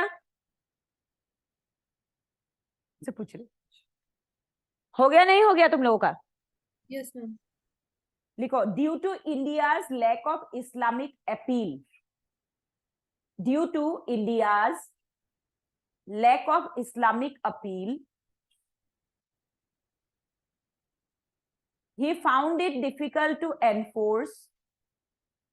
He found it difficult to enforce Islamic law in India. He found it difficult to enforce Islamic law in India. अब देखो India में क्या था उस समय पे, हिंदुओं का लोग ज्यादा थे. अब ये मक्का से पढ़ा हुआ था तो इसको इस्लामिक धर्म के हिसाब से जजमेंट देना आता था. लेकिन अब हिंदुओं का त्योहार अलग, हिंदुओं का कल्चर अलग, हिंदुओं का विवाद का टाइप्स अलग, तो उसको बहुत डिफिकल्टी हो रही थी. तो उसने मोहम्मद बिन तुगलक को इनिशियली बोल दिया था मैं कादी नहीं बन पाऊंगा. लेकिन मोहम्मद बिन तुगलक मानता किसका था? तो उसने जबरदस्ती, नहीं नहीं आप बन सकते हो, आप तो बहुत ज्ञानी हो, आप बनो, बनना पड़ेगा, आप देखो मेरे प्यार के लिए बन जाओ, ऐसे ऐसे करा. तो उसने फाइनली 8 साल में ये देखा ऐसे तो ये बंदा मुझे छोड़ेगा नहीं, ठीक है, तो मैं चाइना के लिए निकल जाता हूँ, मैं तो ट्रेवलर हूँ. अब फिर मोहम्मद बिन तुगलक को बोला अब मुझे चाइना जाना है तो मैं आपका सल्तनत छोड़ रहा हूँ और चाइना जा. चाइना जाते हुए उन्होंने नॉर्थ ईस्ट को इस्लामीकृत थोड़ा हिस्से को किया था, जो आपके लोअर असम में काफी मुस्लिम्स देखने को मिलता है. ठीक है, लोअर असम मतलब बांग्लादेश नहीं, लोअर असम मतलब असम का ये पार्ट. देखो असम ऐसा है कुछ, ये ब्रह्मपुत्र है, इसके ऊपर इस तरीके से है और इसके नीचे ऐसे देखेंगे तो कुछ इस तरीके से ही है असम, है ना. तो लोअर असम इस पार्ट को बोलते हैं, एंट्री वाला असम, ये उससे जुड़ा हुआ है ना इंडिया से, तो ये जो एंट्री वाला असम है ये, यहाँ पर ये जो लोअर असम का हिस्सा है इसको इस्लामीकृत किया था. ठीक है, क्योंकि इब्न बतूता खुद एक पढ़े लिखे मुसलमान थे, तो यहाँ पर कट्टर इस्लाम नहीं देखने को मिलता है, यहाँ कट्टर इस्लाम नहीं है इस पार्ट में. फिर धीरे धीरे वो इस्लामिक लोग यहाँ गए, है ना, सब में फैल गए. लेकिन तुम अगर मानोगे ना, मैं जब 2003 में, उससे पहले भी मैं बाहर आती थी बट मैं बच्ची थी तो इतना मतलब मैंने नोटिस नहीं किया था. जब मैं 2003 में HL में मतलब ज्वाइन किया as a assistant engineer, I was shock कि ये लोग काले काले कपड़े क्यों पहनते, क्योंकि मैंने बुरखा देखा ही नहीं था असम में. असम के मुसलमान बुरखा नहीं पहनते, और अभी इक्का दुक्का मुसलमान पहनने लगते हैं, लेकिन वहां के लोग पीट देते हैं पकड़ के, बुरखा पहनोगे बहुत मारेंगे. हाँ सच्ची में यार, मतलब आप ऐसे नहीं पहन सकते हो. आसाम में रहना है तो आसाम के रूल्स एंड रेगुलेशन फॉलो करो, यहाँ बुरखा नहीं चलेगा, यहाँ सबको स्वाधीनता है. ठीक है, वहां पर जो फोक फेस्टिवल होता है वो होता है हमारा बिहू, है ना, साल में 3 बार होता है. ये क्वेश्चन भी आ रखा है कि कंसिडर द फॉलोइंग स्टेटमेंट में दे रखा था, इनमें से कौन सा स्टेटमेंट सही है. तो उसमें लिखा हुआ था कि Bihu celebrate 3 times in a year, और वो टाइम वाइम दे रखा था कि इस टाइम पे मतलब इस भगवान की पूजा में बिहू किया जाता है, इस टाइम पे इस भगवान की पूजा में, और इस टाइम पे इस भगवान की पूजा में. ठीक है, तो बिहू में मेन जो बड़ा बिहू होता है उसको कहते हैं अप्रैल के महीने में होता है, जब तुम लोग नवरात्रि रखते हो, हम मटन खाते हैं मस्त एकदम, सच्ची में मजा आता है ना. बिहू है कि तुम किसी की बात है मटन खाओ. तो उस समय पे गाय की पूजा होती है, मतलब पहले दिन की बिहू जो होते हैं उसको कहते हैं गोरू बिहू. हाँ, गाय को गोरू कहते हैं, तो गोरू बिहू कहते हैं उसको. तो उस दिन गायों को मतलब ऐसे हल्दी, और जैसे होता है ना शादियों में हल्दी की फंक्शन नहीं होती, हाँ ऐसे करके उसको नहलाया धुलाया जाता है, उनके सामने पूजा पाठ की जाती है. वैसे भी आसाम में गायों को बहुत अच्छे से रखते हैं, जिन्होंने भी पाला है, मतलब ऐसा रास्ते में बुल नहीं दिखाई देता है, क्योंकि अलाउ नहीं है, गवर्नमेंट रूल है। अब गाय पालो तो अगर बछड़ा पैदा हुआ पूरी जिंदगी आपको खिलानी पड़ेगी। आप सड़क में छोड़ोगे तो भाई क्रिमिनल केस है, क्योंकि आर्टिकल 368 लागू है ना, तो आप गायों की वो नहीं कर सकते। आर्टिकल 368 के तहत सरकारों को मतलब कुछ अधिक पावर होते हैं, अपनी एरिया अपने कल्चर के हिसाब से कुछ नियम कानून उनका अलग होता है, जिसको लागू करने पे मतलब उसको बेसिक संविधान का ढांचा है ये, उसमें संविधान में अमेंडमेंट भी नहीं कर सकते जिन एरियाओं में आर्टिकल 368। उसी के तहत असम के क्षेत्र में गायों की बहुत ज्यादा इज्जत है, तो आप बुल को नहीं छोड़ सकते हो। अगर आप छोड़ोगे तो मतलब क्रिमिनल धाराएं लगती, तो वहां पर गोरु बिहू होते हैं। तो ये बिहू सभी मुसलमान संप्रदाय भी मनाते हैं। असम में रहने वाला हर व्यक्ति बिहू मनाएगा, हार्ड एंड फास्ट।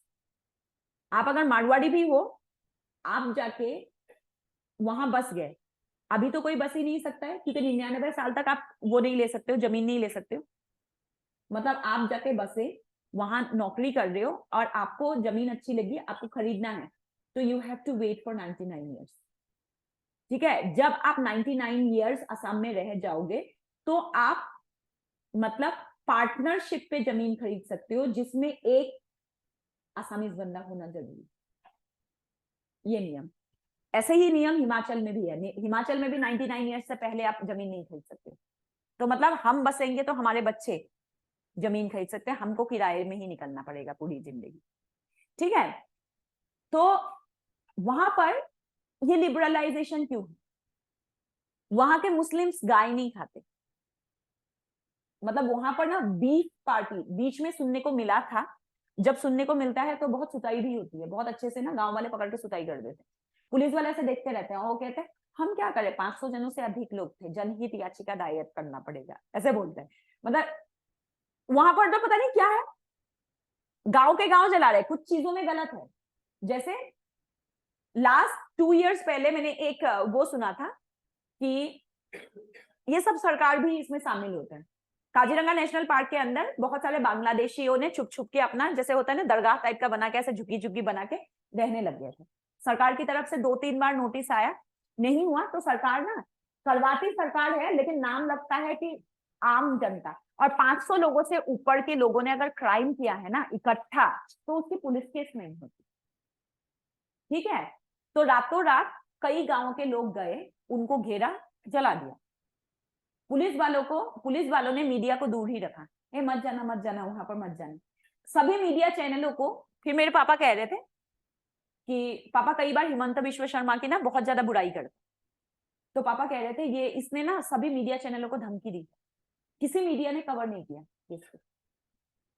ठीक है, केस ही कवर नहीं हुआ क्योंकि वो बांग्लादेशी थे, तो ऐसे नहीं मान रहे थे, तो गांव के लोगों के कंधे पे बंदूक रख के चला दिया गया वहां। और पुलिस वाले क्या कहते हैं, मत जाओ मत जाओ मत जाओ, बहुत लाखों में लोग हैं, मरोगे तुम भी। ठीक है, वो दूर ही खड़े रहते हैं देखने। जैसे ये योगीराज में बुलडोजर चलाते हैं, वहां तो ऐसे जला देते हैं। ठीक है, बट कहीं ना कहीं गलत है। मतलब कई बार होता है ना, गेहूं के साथ घुन भी पिसता है, तो पिस भी जाते हैं। बट वहां पर बहुत लिबरलिज्म क्यों है? क्योंकि इब्न बतूता द्वारा बसाए हुए मुसलमान है।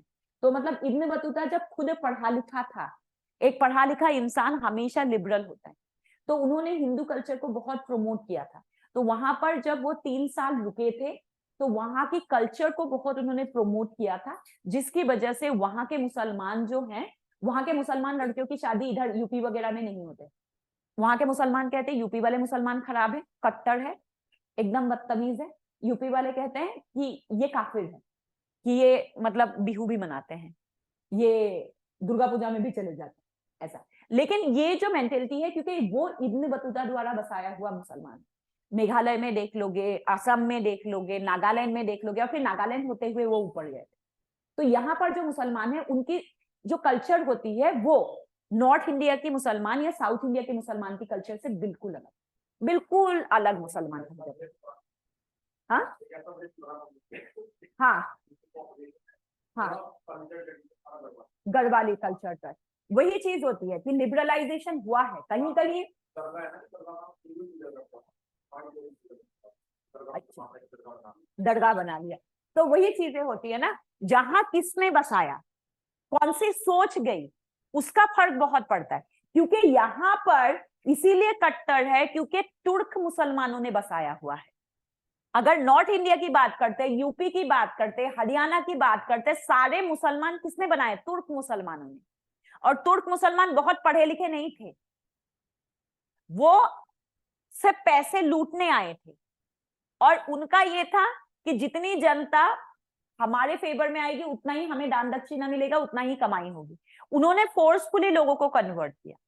फिर धीरे धीरे, क्योंकि उनका सोच जब कट्टर था, उनका सोच जब हिंसावादी था, तो धीरे धीरे जनरेशन वाइज जनरेशन जाएगा ये चीज।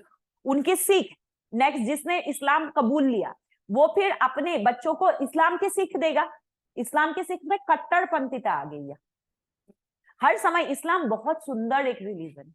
अगर इस्लाम के मूल तत्वों को पकड़ोगे ना तो कहोगे बिल्कुल हिंदू धर्म जैसा ही है, बिल्कुल सनातन जैसा है, बिल्कुल जीविश धर्म जैसा ही है। किसी भी धर्म कोई भी डिफरेंट ही नहीं है, बट वो ये है ना कि वो किस रूप में आ जा रहा है उसका फर्क पड़ रहा है। बस आगे लिखेंगे,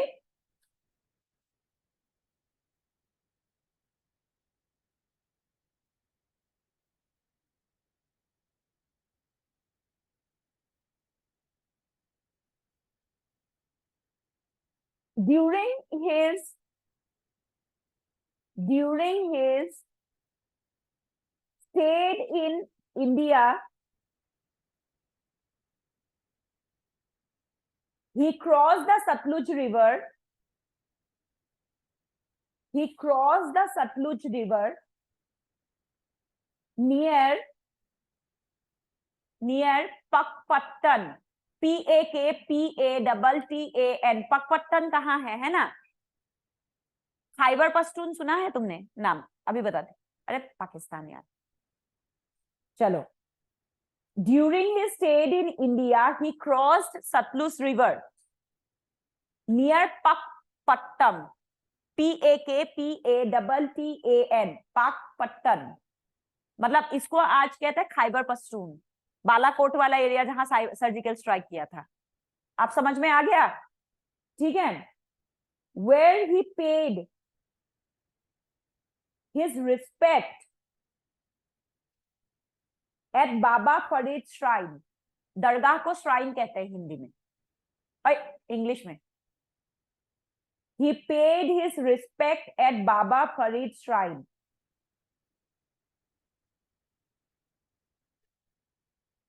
फुल स्टॉप हो गया।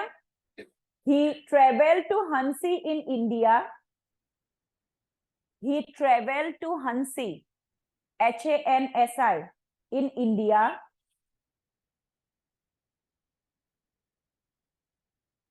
from the Rajput kingdom of Sarsatti, Sartti, Sarsatti.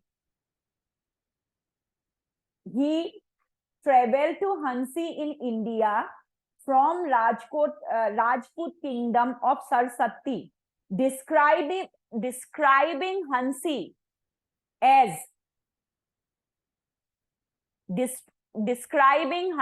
as quote and quote में लिखेंगे among the most beautiful cities. Among the most beautiful cities he visited. Quote unquote खत्म।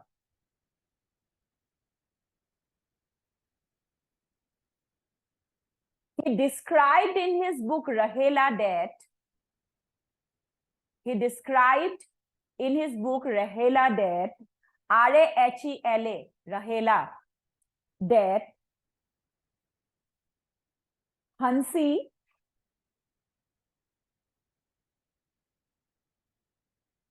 was the best constructed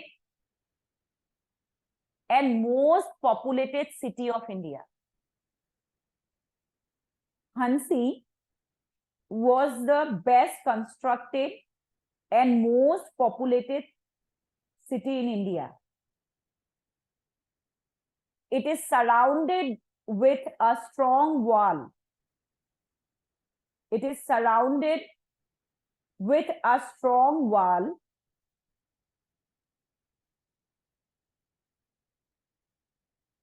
and the founder of the city was Tada, and the founder of the city was capital T-A-R-A, Tada.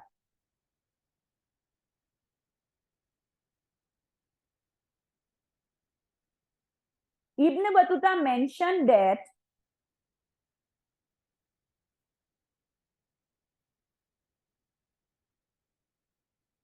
Indian rhinoceros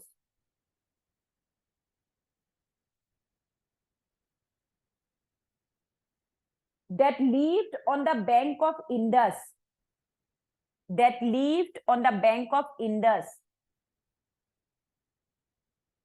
bracket में लिखो along with Brahmaputra,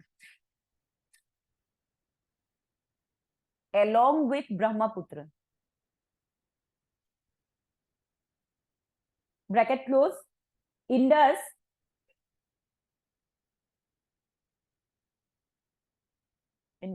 ठीक है। फिर बाद में बाकी जो मतलब जियोग्राफिकल हिस्टोरियन है उन्होंने बोला इब्न बतूता को कंफ्यूजन हो गया था, राइनासोर्स ब्रह्मपुत्र की घाटी में ही रहते हैं, उन्होंने फिर इंडस नदी के किनारे किसको देखा जिसको उन्होंने राइनासोर बोला, किसको देखा, डायनासोर। इतना पिटेगा ना, राइनो जैसा और क्या होता है देखने में, हाँ, हिपोपोटामस, ठीक है। बाकी के बाद के जियोग्राफिकल जो हिस्टोरियन है उन्होंने बोला इब्न बतूता को कंफ्यूजन हो गया क्योंकि हिपोपोटामस भी अफ्रीका में नहीं है और ना ही मतलब डेजर्ट के बेल्ट में है, तो उन्होंने हिपोपोटामस को ही क्या समझ लिया, राइनो समझ लिया, ठीक है। बाद में ये क्लियर हो गया था राइनो ब्रह्मपुत्र घाटी में ही उन्होंने देखा है, ठीक है। इसके बाद पैरा चेंज करके लिखेंगे even by the standard of the time,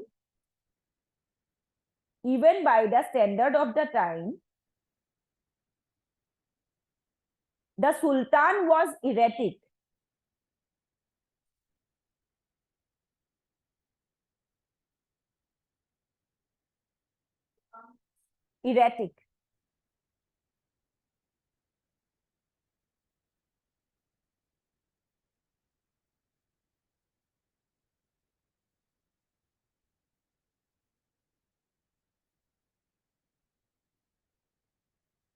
हो गया। and Ibn Battuta alternated between living high life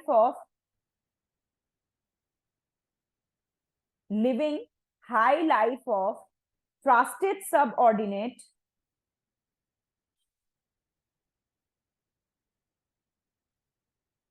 and being suspected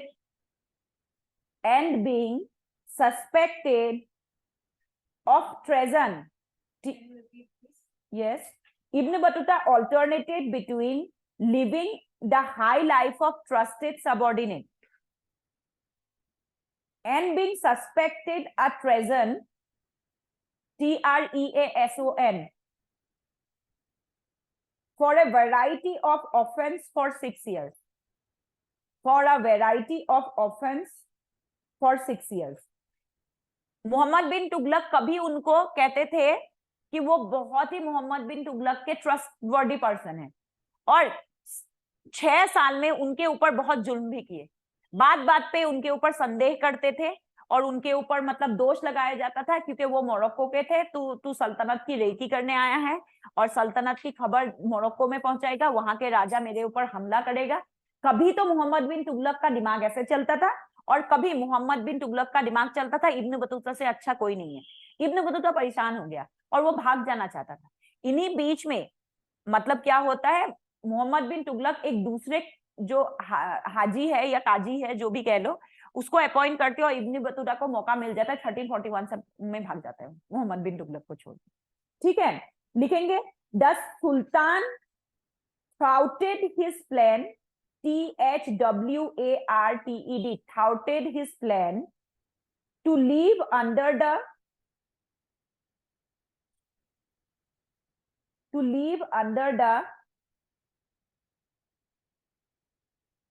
guise of performing another Haji.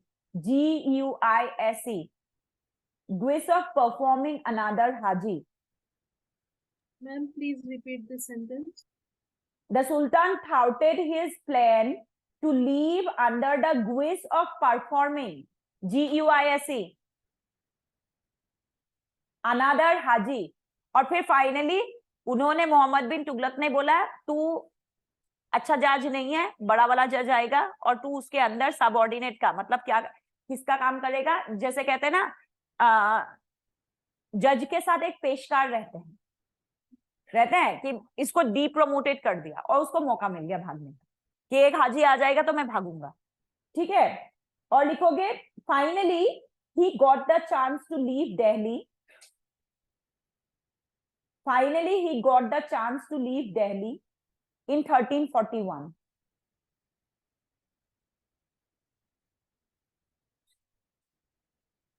When an embassy from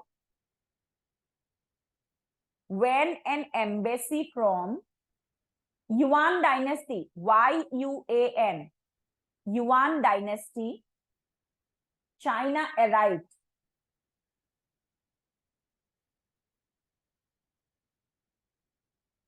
comma, requesting permission to rebuild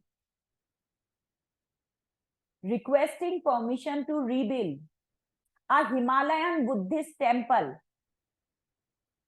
कहां पर? शिमला में बनाना चाहते थे वो। आज बैठते हैं ना दलाई लामा धर्मशाला में, मैक्लोडगंज में, ठीक है, वही उस समय पे चाइनीज लोग भी आके वहां पर पिलग्रिम करते थे। और मोहम्मद बिन तुगलक ने जब कराचिल पे अटैक किया था, उसकी सेना ने उसको तोड़ के चले गए। तो चाइना की डायनेस्टी, युआन डायनेस्टी से एक मतलब एम्बेसी आया था और मोहम्मद बिन तुगलक को कहा था आप परमिशन दो, हम पैसा खर्च करेंगे, लेकिन इसको दोबारा बनाना है क्योंकि हमारे भी पिलग्रिम हो, ठीक है। अब समय के साथ शत्रुता के कारण वो अब मैक्लोडगंज नहीं आते, ठीक है, धर्मशाला जो नहीं आते हैं ना, वो समय के साथ दलाई लामा वाली शत्रुता के कारण उन्होंने बंद कर दी। हाँ, ठीक है, तो लिखेंगे to rebuild the Himalayan Buddhist temple popular with Chinese pilgrim.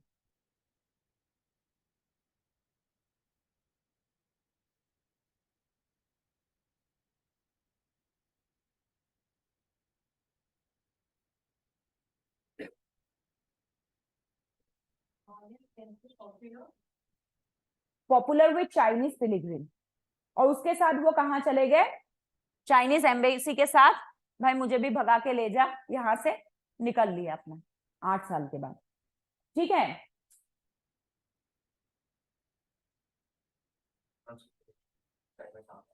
हाँ,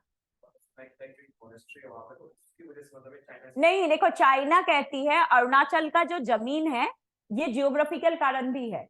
चाइना का क्लेम क्या है? अरुणाचल को चाइना अपना पार्ट क्यों बताती है? देखो, जब इंडिया का कॉन्टिनेंट, इंडिया कहां तक था? इंडिया था जहां हिमालय नहीं है, ये इंडियन प्लेट है जहां हिमालय नहीं है, ये इंडियन प्लेट है, ये एंटार्क्टिका वाले प्लेट से ऊपर गया था और इसको इंडियन प्लेट कहते थे, ठीक है। और ये इंडियन प्लेट जाके क्या हुआ, तिबेटियन प्लेट से मिला, जहां पर एक पहाड़ पहले ही ऑलरेडी मौजूद था, ठीक।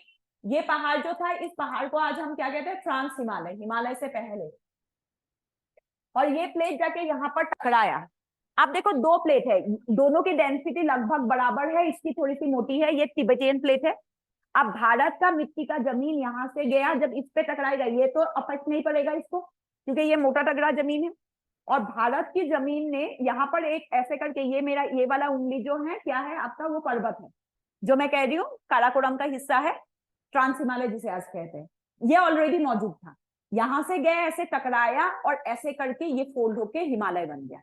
तो पीछे का जो ये पार्ट है, आज इंडिपेंडेंट इंडिया में ये पार्ट भी हमारा ही हिस्सा है, इसका एक हिस्सा हमारा है, एक हिस्सा चाइना का पड़ता है। अब चाइना कहता है क्योंकि ये तिबेटियन प्लेट का हिस्सा है, तो वो स्टेट जिसमें तिबेटियन प्लेट का हिस्सा है वो स्टेट हमारा है, अक्षय चाइना। उसमें कौन आता है? उसमें आता है लद्दाख, अरुणाचल प्रदेश का ऊपर का हिस्सा। अब वो जियोग्राफिकली जाता है कब? मतलब क्रिटिशियस युग से भी पहले की बात। तो उस हिसाब से फिर मोदी कहता है या इंडियन कहते हैं, उस हिसाब से एंशियंट इंडिया में जो आधा चाइना है, मंगोल है, ये सब तो अशोक ने अपने कब्जे में रखा था, तो उस हिसाब से चाइना हमारा, ठीक है, उस हिसाब से चाइना हमारा, दे दो हमको चाइना अपना, ठीक है।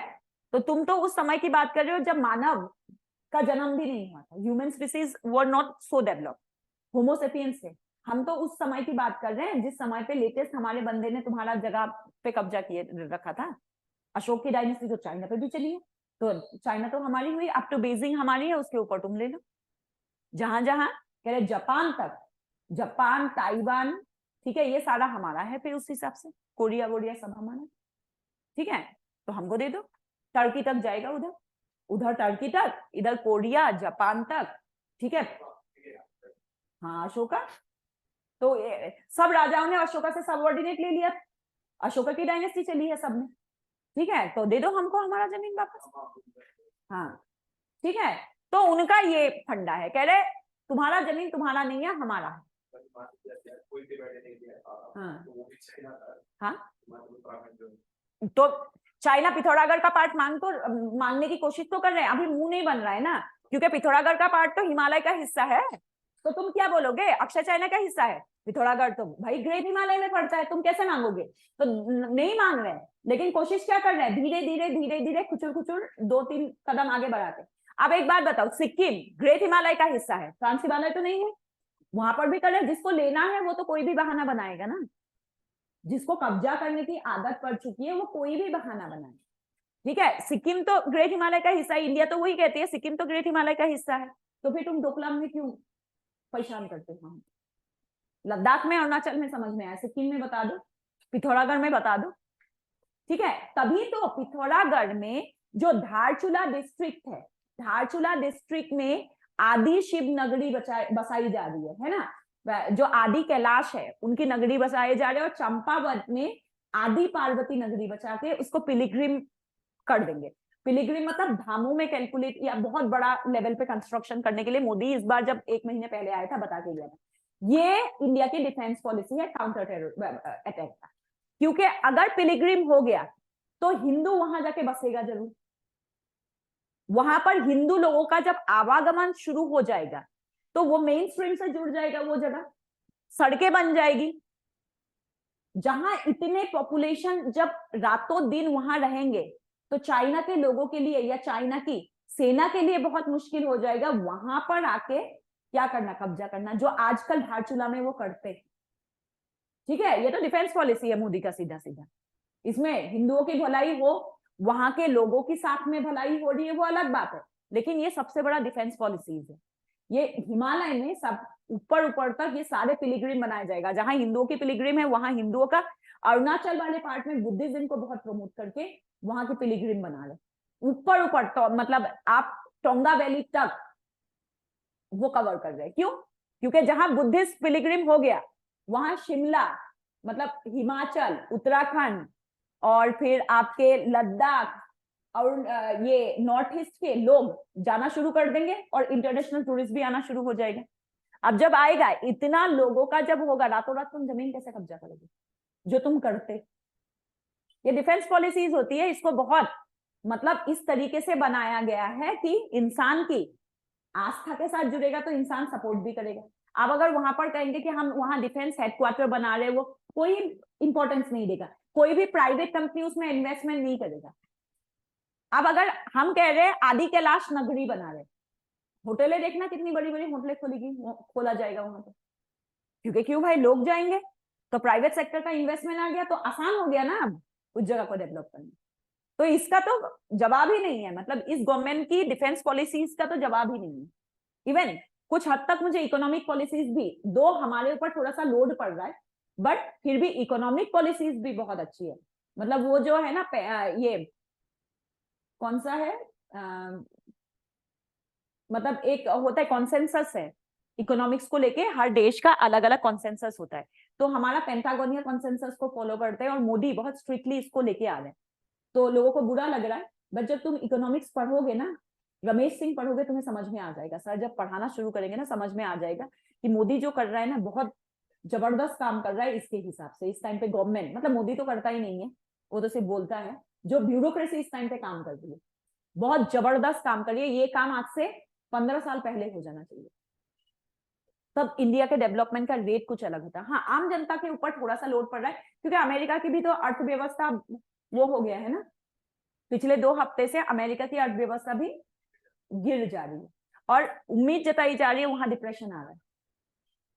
लेकिन इंडिया में डिप्रेशन नहीं आता। हाँ, हमारी कमाई कम हो रही है अभी, लेकिन डिप्रेशन तो इंडिया में कहीं नहीं आता। ठीक है, डिप्रेशन का मतलब होता है बैंकों का दिवालिया हो जाना। ठीक है, ये पूरा नहीं हुआ है टॉपिक, पूरा करके जाओ, पूरा करके जाओ ना टॉपिक। चलो आगे लिखो फिर। he also mentioned that he stayed 10 days in Khambat and 12 days in Calicut. कालीकत मतलब केरल में भी गया था।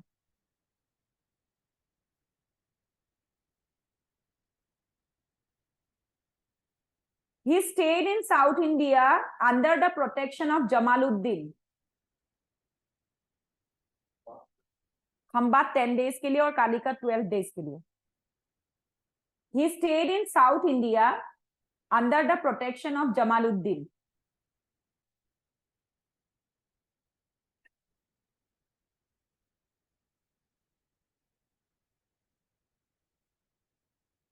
He said that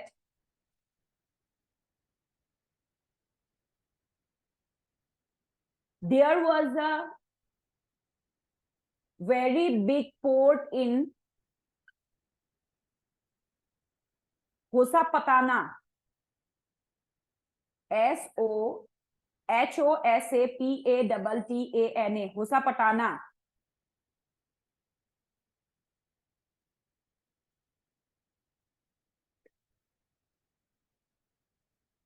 ब्रैकेट में लिखो नियर टू मुंबई, कहीं मतलब उसकी डिस्क्रिप्शन से ऐसा ही लगता है कि मुंबई के आसपास होगा।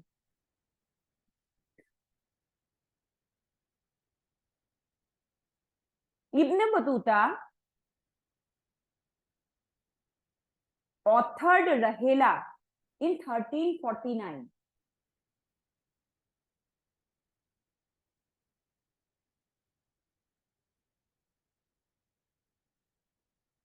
In this book, Ibn Battuta authored Rahela, मतलब रहेला कब लिखा था? In 1349. In this book, he described about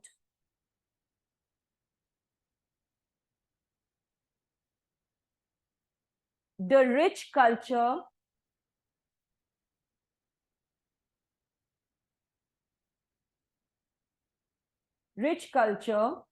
फिर लिखोगे agrarian policy,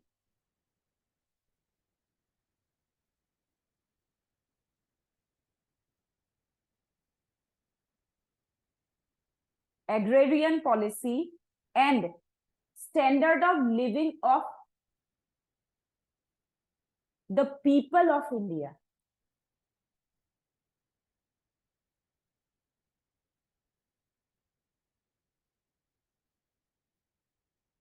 He praised the culture of India was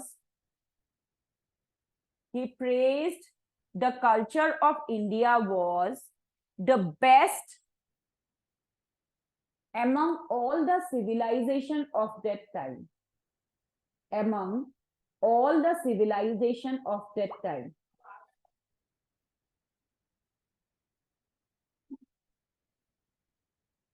All the civilization of that time. ठीक है, अब देखो इसके बाद हम लोग मार्क पोलो के बारे में पढ़ेंगे। मार्क पोलो ने भी एक किताब लिखा था, इटालियन ट्रेवलर था, उसने भी इंडिया के ऊपर किताब लिखे थे। आप जो इब्न बतूता थे और मार्क पोलो को देखोगे तो mark polo was not so much educated. वो एक मर्चेंट था जो इंडिया आया था और इंडिया के बारे में लिख के गया था, और उसकी किताब में क्योंकि उसको इंडियन कल्चर जो है मतलब उसके लिए फेमिलियर नहीं था, वो एक क्रिश्चियन बंदा था। ठीक है, वो क्रिश्चियन माहौल में पला था, क्रिश्चियन उसमें पला था, तो जब भारत आए उन्होंने देखा कि भारत अलग अलग लोगों की मतलब बहुत सारे भगवानों की पूजा करते हैं, तो उन्होंने उसने उस किताब में भारत के सिविलाइजेशन की क्रिटिसाइज किया। वहीं पर इब्न बतूता जो खुद एक मुस्लिम थे लेकिन एक वेल एजुकेटेड मुस्लिम होने की वजह से उन्होंने पहले कल्चर को यहाँ रुके, पहले कल्चर को समझा, ठीक है, और उन्होंने बोला लिविंग ऑफ स्टैंडर्ड के हिसाब से मतलब इंडिया के लिविंग ऑफ स्टैंडर्ड सबसे बेस्ट है। अब जो भी हम लोग मतलब मुझे तुम लोगों को एडवेंट ऑफ यूरोपियन भी करवा के देना है, सर ने मुझे बोला है। आप एक तो भक्ति मूवमेंट सुफिज्म करवा दिया, मैंने करवा दिया, कुछ फैक्ट रह गया है सुफिज्म का, मैंने कहा लिखा दूंगी मैं, कह रहे भक्ति मूवमेंट और एडवेंट ऑफ यूरोपियन आपको कराना है। तो एडवेंट ऑफ यूरोपियन के ड्यूरेशन में जो भी आपको ट्रेवलर मिलेगा उनकी संकीर्ण विचारधारा थी। वो एक छोटे से जो कहते हैं ना कुएं का मेंढक कुएं को ही जगत समझता है, ये सारे व्यापारी थे। अब ये व्यापारी थे, इन्होंने इंडियन वास्ट डाइवर्सिटी कभी नहीं देखा, तो उन्होंने मतलब इंडिया के लोगों को झिंगा लाला टाइप्स बोल दिए, ठीक है। वहीं पर अगर आप एजुकेटेड ट्रेवलर्स के बारे में देखोगे तो एजुकेटेड ट्रेवलर्स ने हमेशा इंडिया को प्रेज किया। जैसे अगर इसमें भी देखोगे